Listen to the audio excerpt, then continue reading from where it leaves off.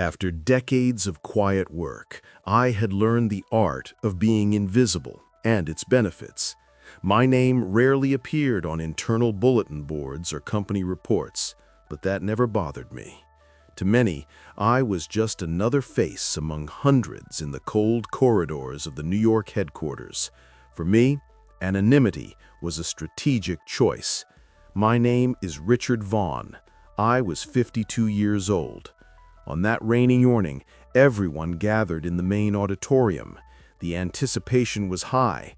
The board would present the new vice president of operations.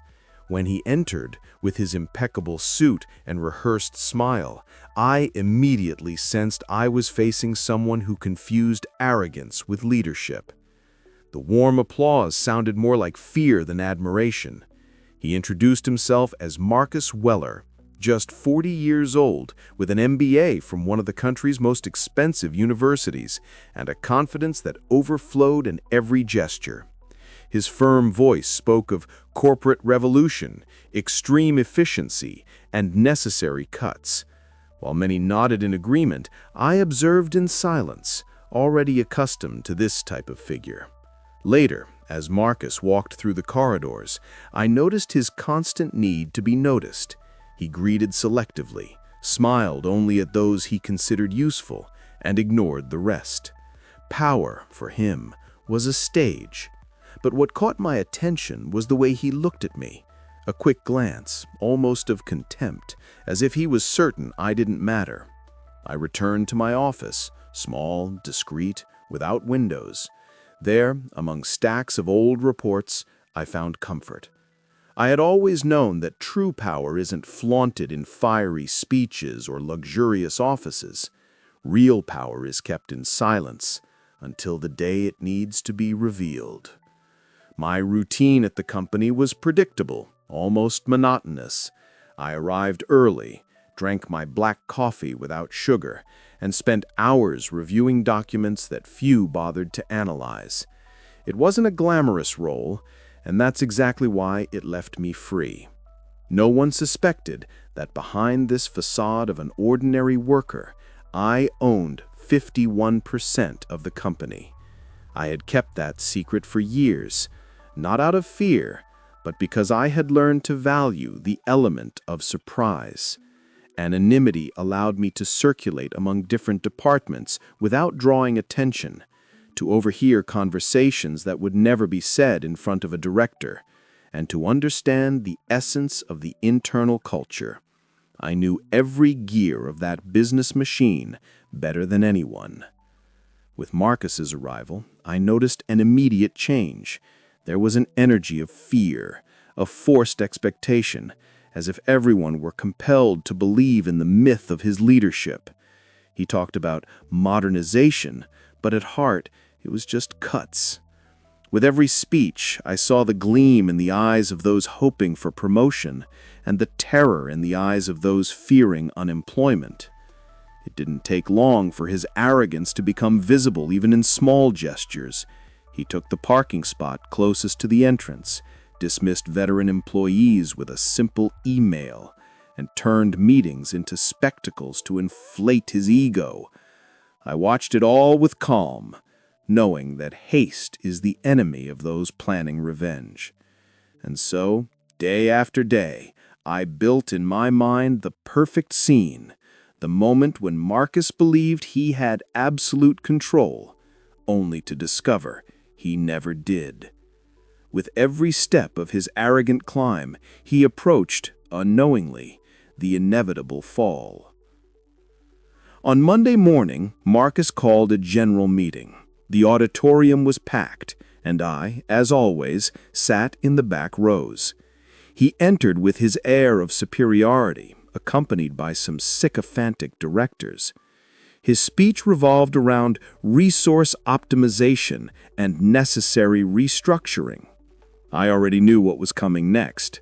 Some positions, unfortunately, no longer have a place in our new structure, he announced with a false smile. Then, in front of more than 200 people, he pronounced my name. The silence was immediate. Everyone looked at me as if they had already witnessed a funeral. I stood up calmly, feeling the weight of the gazes. "You're dismissed as of today," Marcus said, with that triumphant tone of someone who believes they've won a war. I just nodded. No words, no protest. I picked up my simple briefcase and walked to the door, hearing the murmurs begin. The surprise wasn't in my exit, it was in my calm. As I descended the building's external stairs, I noticed many people discreetly filming with their phones. Maybe later they would comment, post, maybe even speculate. But what no one knew was that every click, every video would just be the opening of a much larger spectacle. And since you've followed my story this far, let me make an invitation. Never underestimate the power of silence. Often, it's in the silence that the greatest turnarounds hide. If you want to see how far this fall can go, stay with me. You won't want to miss what's coming. Back in my Manhattan apartment, I sat in the leather armchair I had inherited from my father. I put on some soft music in the background and opened a bottle of red wine. What many would call defeat was, for me, just the opening of the game. Marcus had made his first move. Now it was my turn. I took a black folder from the safe. Inside were documents proving my shareholding position. 51% of the company's shares, acquired over years of patience, strategies, and discreet negotiations. While most chased titles and status, I invested in real power, invisible and unquestionable. I recalled the moment I decided never to flaunt my status. For me, the greatest advantage was that no one saw me as a threat. That allowed me to observe mistakes, excesses, and schemes from every executive. They all revealed themselves to me as if I were just another ordinary employee. That night, as the wine trickled down the glass, I jotted down some notes about the board meeting scheduled for the next day. Marcus believed it would be his official coronation, his chance to show leadership, but in truth, it would be the stage of his ruin. I smiled to myself, imagining his expression when he realized he'd just fired the true owner. Revenge didn't need to be noisy, it just needed to be precise. And in less than 24 hours, all of Marcus Weller's arrogance would crumble before everyone. The next morning, I entered the building discreetly just to observe. No one expected to see me, and yet there I was, walking the corridors like a ghost. Whispers spread in every corner. Did you see how calm he was? Do you think he already knew it was coming? There's something strange about this. Marcus, on the other hand, was reveling in his supposed victory.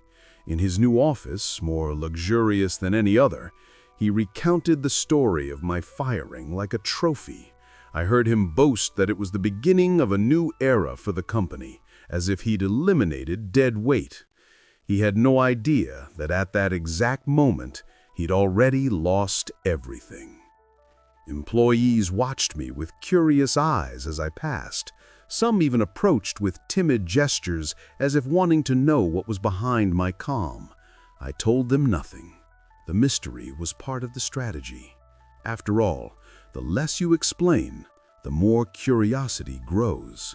I saw secretaries commenting in low voices, interns trying to understand what had really happened, and even suspicious directors. No one could comprehend why a man fired so publicly simply vanished without a sound. I just fueled that silence with discreet smiles. Sometimes, power isn't in shouting or reacting. Power is in letting others torment themselves with their own doubts. And that's exactly what Marcus and his sycophants were about to experience. Back in my apartment, I organized the table with almost military precision.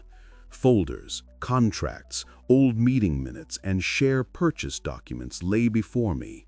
Each sheet represented years of patience, each signature a calculated move. I wasn't just an invisible employee, I was the true owner. I pulled out my laptop and reviewed the board's latest movements. Tomorrow's meeting was already structured as a spectacle to exalt Marcus, but instead it would be the stage of his downfall. I drafted cold notes, without emotion, preparing every phrase I'd say. The deadliest weapon I had wasn't money, but the right timing.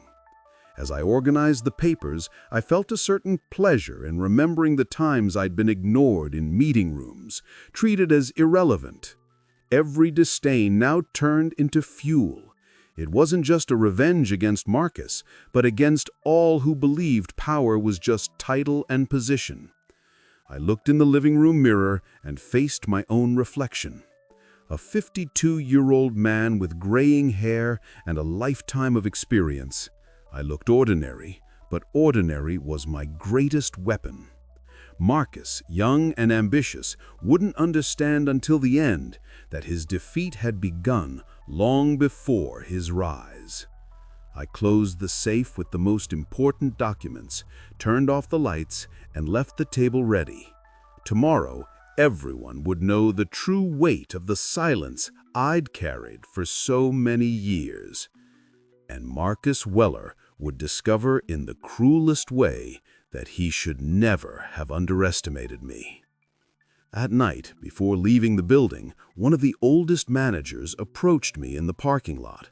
It was Walter, a middle-aged man respected for his integrity. He looked around, making sure no one was listening, and said in a low voice, "Marcus thinks he's in control, but a lot of people here never trusted him." I smiled faintly, revealing nothing.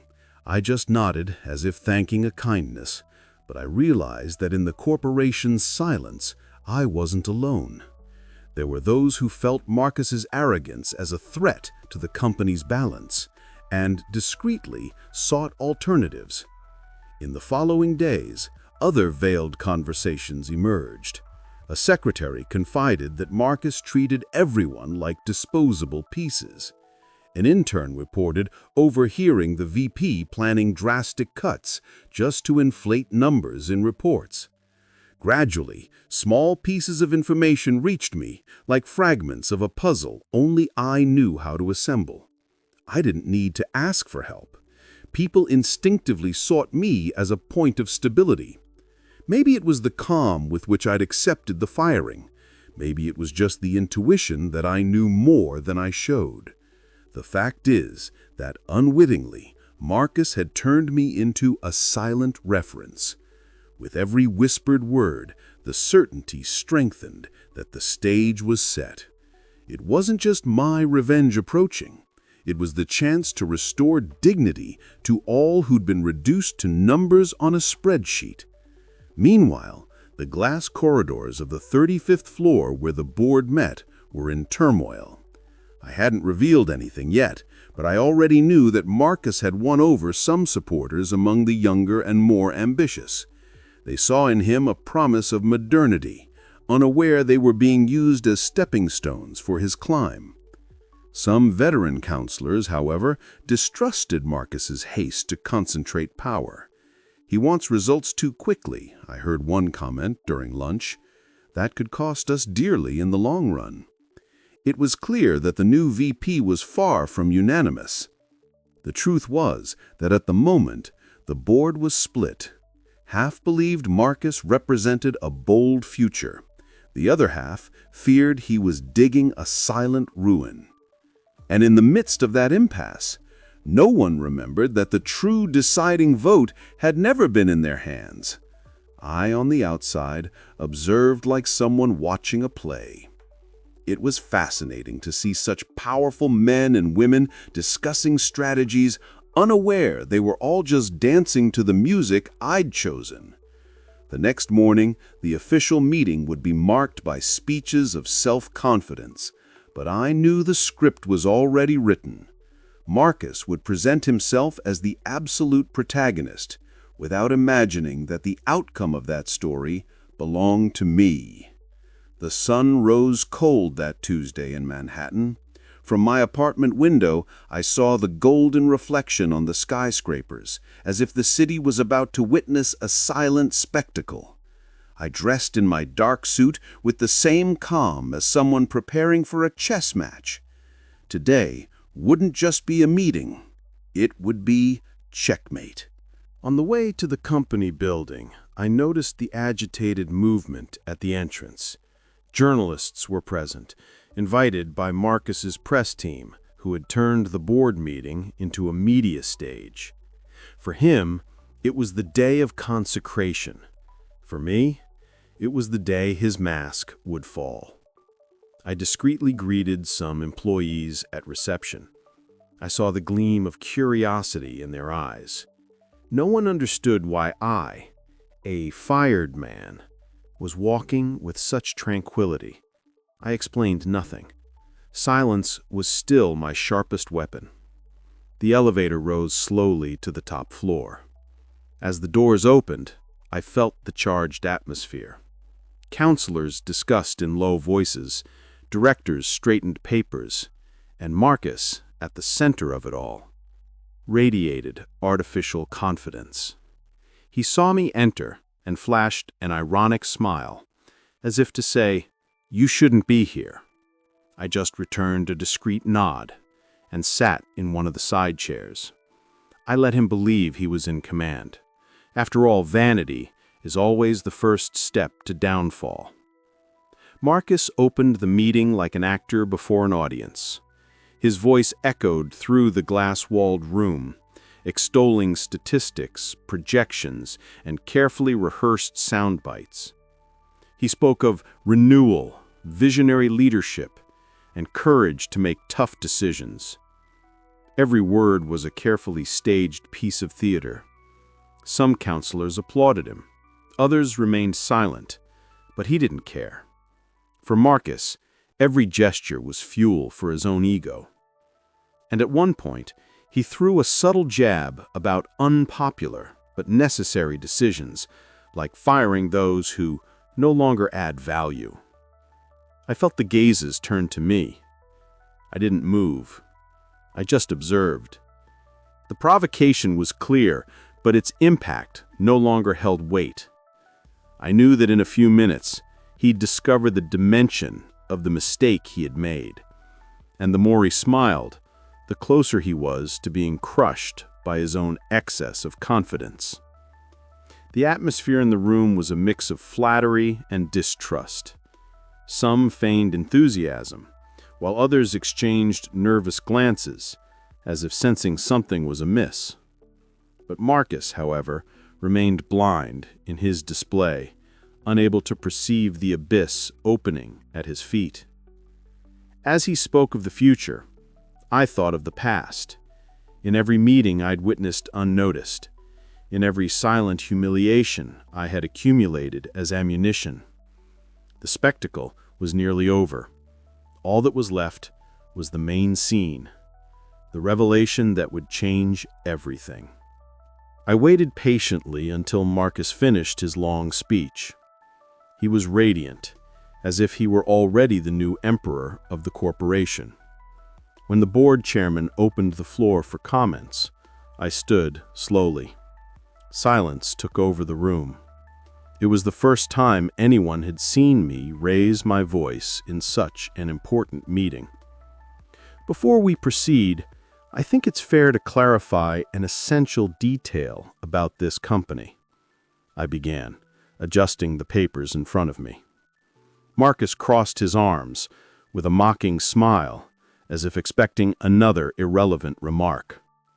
I took a sealed envelope, placed it on the central table, and slid it slowly toward the board chairman. Inside were the irrefutable proofs. 51% of the shares were registered in my name. The revelation hit like a bomb. The murmur was immediate, followed by incredulous stares.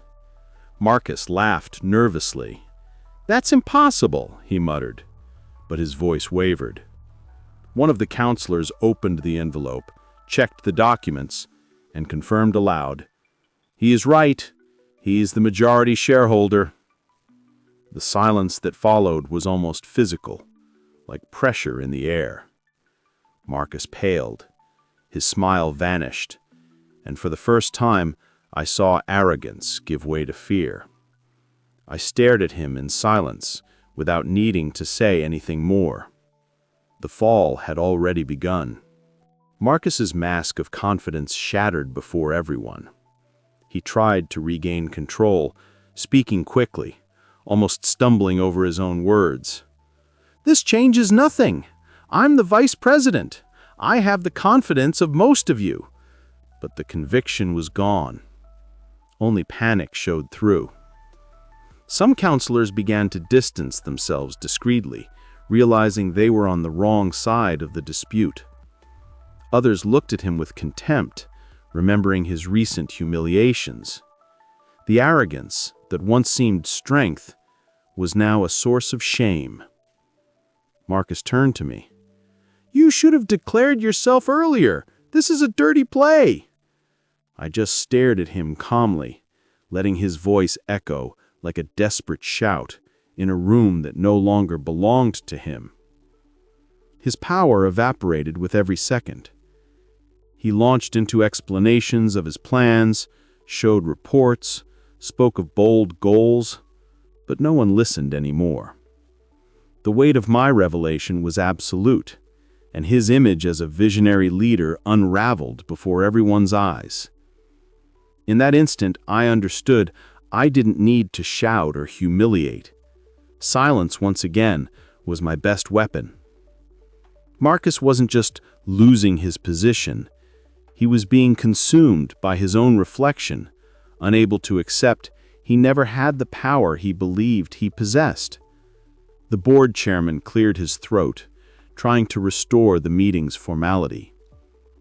"Given the new information, we need to deliberate on the future of the vice presidency and the direction of the company." The phrase sounded solemn, but deep down everyone already knew the outcome. The room divided between stares of surprise, fear, and silent expectation. Marcus still tried to resist. "If you remove me now, it'll be a disaster for the company's image. Think of the press outside, the investors waiting for signs of stability." His voice faltered, and every word only reinforced his fragility. I took the floor calmly. Stability isn't built on arrogance, and loyalty isn't won with public humiliations. This board has the chance to choose between a power play and true leadership. My voice sounded firm, without raising the tone. One by one, the counselors began to speak. Some, previously aligned with Marcus, declared they could no longer support his management. Others remained silent, letting the majority decide. The result was inevitable, but still charged with tension. When the vote was finalized, the decision was unanimous. Marcus would be removed immediately.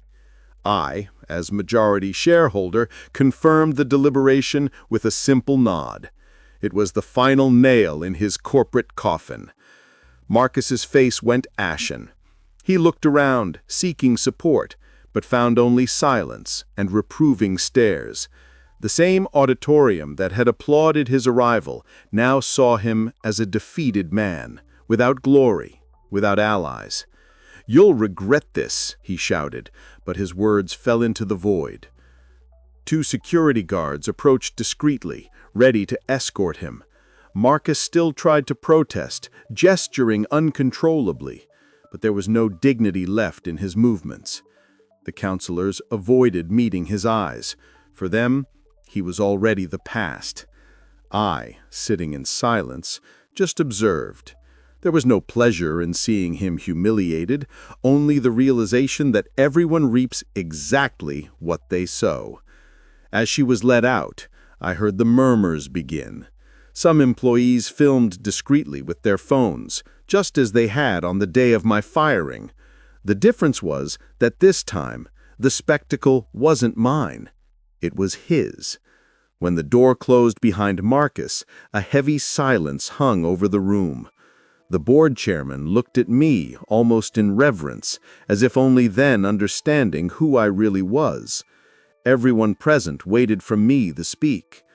I took a deep breath, and for the first time in decades, didn't hide. "Ladies and gentlemen, I'm not here to be applauded or exalted. I'm here because this company needs true direction. The theater is over. Now is the time to restore stability, dignity, and purpose. My firm voice broke the tense air, commanding immediate respect. Some counselors nodded in agreement. Others averted their gaze, still stunned. I knew that for many, that revelation would change everything. I was no longer the invisible employee in a windowless office. I was the owner, and no one could deny that fact. As I left the building, journalists and cameras waited eagerly. I ignored the flashes, walking calmly. Questions tumbled over each other, but I simply said, "The company has a solid future, and it will be led with responsibility." There was no need for spectacle. The most powerful victory is the one that doesn't need to be shouted. Back in my apartment, I sat in the leather armchair and opened another bottle of wine. I smiled, thinking of how many had underestimated me, how many had believed power was just title or status. I learned that true dominion is silent, patient, and inevitable. As I toasted alone, I knew Marcus wouldn't be the last. I could already sense the shadow of new ambitions rising in the company corridors. The difference was that this time, I wouldn't be invisible. They knew who I was, and knowing, they would fear every move I chose to make.